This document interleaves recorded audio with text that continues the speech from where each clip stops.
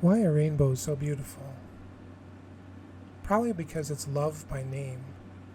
The universe showing us the way after the rain, anger temporarily washed away, a throwback to our innocence playing, a reminder of a world we're saving. You know what makes life amazing? Colors. All shades and hues. We need more than one or two. Denying them is like bragging about things you shouldn't even admit to. If you had a box of crayons and all of them were white, what could you create? Perhaps the ghosts of our past, haunted by a history that couldn't last, maybe send another message no one can translate. But when you add some color, that's when you can make America great. Collection of tones to savor, something braver than chicken soup that's gone cold or attitudes that have gotten old. Colors should never have to do as they're told. With acrylic paint, all we can do is prime the artificial walls that divide us.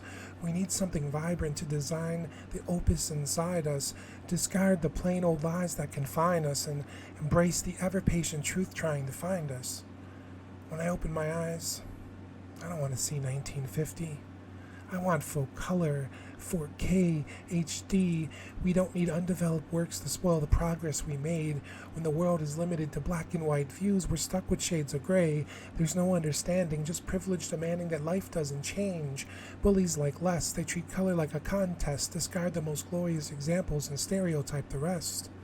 Hate minds think alike.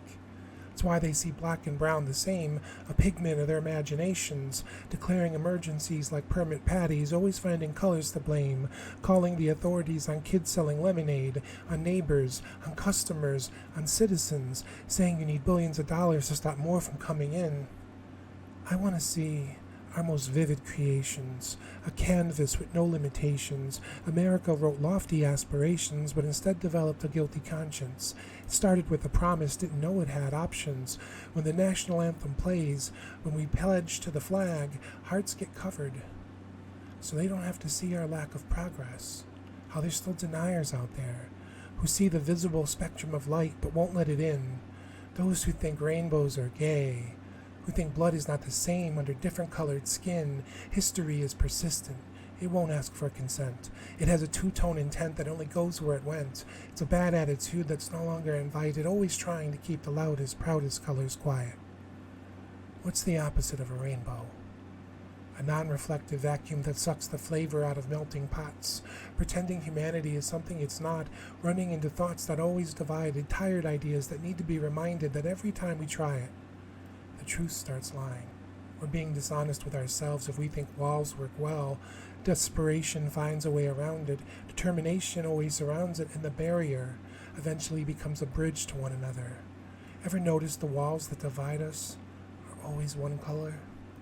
They reflect the hue of broken hearts. Monochrome souls once torn apart, they forget. Colors stand up while ignorance sits. They shine brightest when compassion quits.